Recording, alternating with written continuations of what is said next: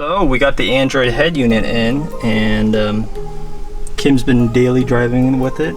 So how do you feel about it? I like this one because of the way that it looks. It looks really clean. Nothing's really popping out like before I had those knobs. It's just flat and clean. Keeps the dash looking good. Yeah, it's a nice minimalistic look that a lot of people like. So why don't you turn it on? See the cold boot time. Oh, I guess it boots instantly. So with this system, like most other systems, if your car has been on for within the last hour, which this car has been on for like, it was on like 30 minutes ago, so you're gonna get that instant boot. So let's talk about, you know, when you're thinking about a product, you think about you know, the performance. So how do you think about the performance of this unit throughout, you know, this hot summer California, you know, 100+ degree weather? Performance wise, I think it's really snippy. Like there's no lag at all. And look at that, just very smooth transitioning, fast.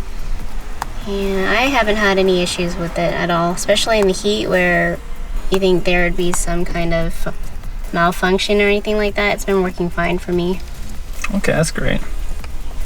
What about like reliability though? So I know like some OEM units, like my Subaru over here, we have issues with the OEM unit sometimes having a buggy Bluetooth, like you can't control the volume sometimes. So you can control the volume, but you can't control skip and pause. Were you running into that issues here? I have, only once though, but after restarting it, it seemed to work okay. So for example, if I go into Bluetooth, sometimes it doesn't hook up very well, and there will be some kind of lag to it. Like if I go here, and if I'm playing Pandora or anything like that, you'll see it's showing no music, and then it'll just not skip anything. Even when it's on my phone and I can skip it on my phone, okay, the unit doesn't do that. So like, I had that issue with the skipping sometimes on pretty much everything, but does it still play music? You just can't skip it on the head unit, but you can skip on your phone. Does it still play music? For the most part, yes, it does still play music. You'll hear the music coming from your unit. It's just it wouldn't. So here, it's connecting fine. Like if I'm just pulling up Pandora on my unit, I have it on my phone, it's connecting fine. And you can still skip it here. It says the meta tags. Yeah. Okay, so you just skipped it on your head unit. Then probably getting pretty bad connection in the garage here. Yeah. Through Wi-Fi. But I see it does work. Yep. Okay. And can you be playing this music pretty much through like this menu right here? I see. Yeah, so the music's still playing, and you can just have it in this kind of look. Cool. So, speaking of performance, what about sound quality? Bless you. Sound quality, I think it's better than my previous one. Like if I go into the radio station and you turn the volume up, it still sounds very clear. There's not like a lot of issues with it. Yeah. Okay. So there's that. Looking pretty good. So you're saying the sound quality, I know they changed the chip and stuff, so it's been pretty good there. Liked it because it had, I would say, better fitment here. The whole reason why I bought this piece was to fit the other Android head unit, and it wouldn't pop out, or it wouldn't have any kind of fitment issues at all. This one, however, it does seem to have something here where it just keeps popping out, and in the heat, when I just leave it alone and I just drive, sometimes this will just automatically pop back out, and I'd have to push it back in all the time. Maybe we can, have you worked on the install and maybe kind of might play with the brackets? That one, no, I haven't, because I feel like so it could be, so the fitment right now, I played with it. It was really hot. So when the day I installed it, it was getting kind of dark, and I was having trouble. Like I spent like 10 minutes installing the unit, but then like an hour trying to get the fitment right. So the plugs and everything was super easy. The fitment, maybe we can pull this out. So the fitment, you can play with these brackets. There's a bunch of holes here. I'm using the OEM hardware, and I was playing with it, but it was so hot that, you know, it wasn't that great. The Sakane unit that I got, the previous unit for the Octa-Core, it was literally 2 of these bolts in and pretty much set. There was some tinkering, but it made sense. It was very clear. This one you can still play with. I might have to add some washers here and there, but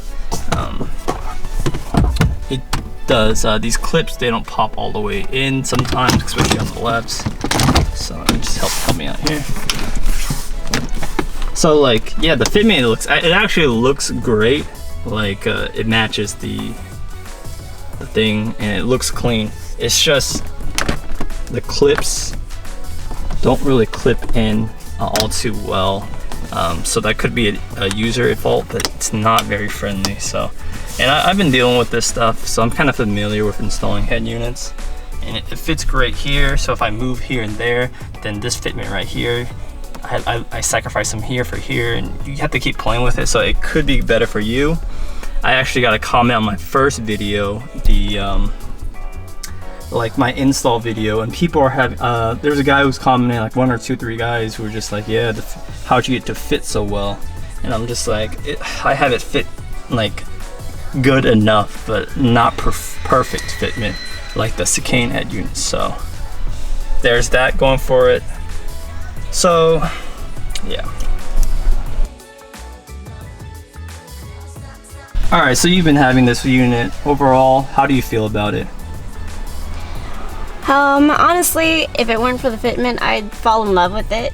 I really like how this looks in general. It's better than having those knobs, honestly, the volume knob and the changing the station and everything. It just looks cleaner, in my opinion.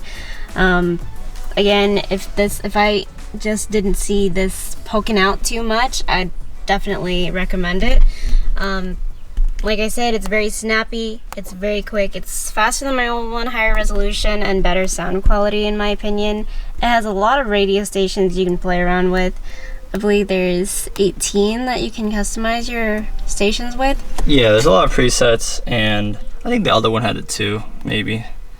I'm pretty sure they all have a lot of presets, where more than you need to use, unless you like go to like all over California or over the States and you have every single city presetted. We're just pretty much local most of the time, so yeah. And even just using Bluetooth, answering the phone, using the speakers, the microphone, it's very clear. Yeah. So would you prefer this head unit? Okay, there's two. There's this one with a higher resolution. You know, it's more like that HD resolution, and with a capacitive touchscreen and all that goodness. Or do you could prefer the other one that has knobs? Regardless of fitment, let's talk if the fitment were the same on both units. Of course they're not, but if they weren't, let's say if they were the same fitment, what would you choose? Would you prefer knobs and, you know, dedicated buttons to press? Because, you know, the BRZ doesn't have steering wheel controls, and I think that kind of maybe, I mean, depends on what do you do? Honestly, I prefer having those, having the knobs just to switch and change music and turn the volume up, because yes, mine doesn't have the steering controls, so for me to change the music, I'd have to go back here, go into Bluetooth and switch it here, and then it would just leave, like depending, it would just leave some kind of smudge marks, and I'd have to keep it clean all the time.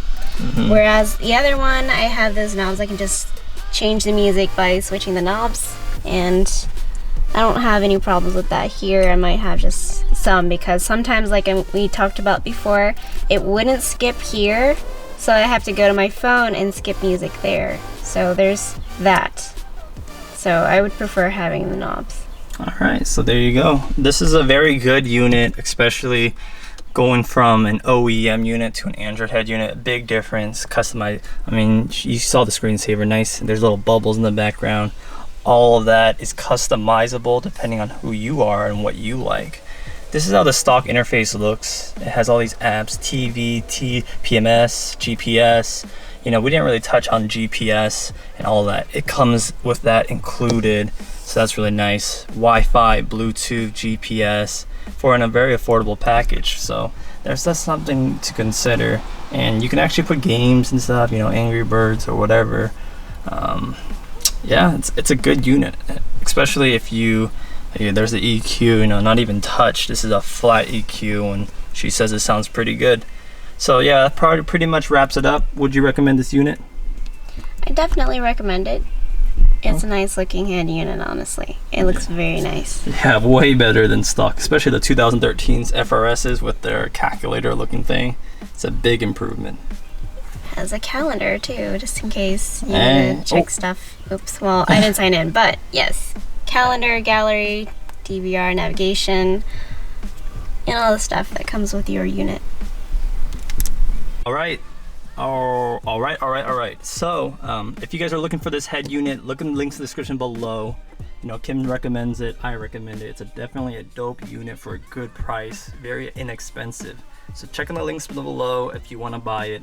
We also have a link of the older unit that she likes too, the one with the knobs. So she said, hey, high resolution screen or the knobs. If you had to choose one, they're both great.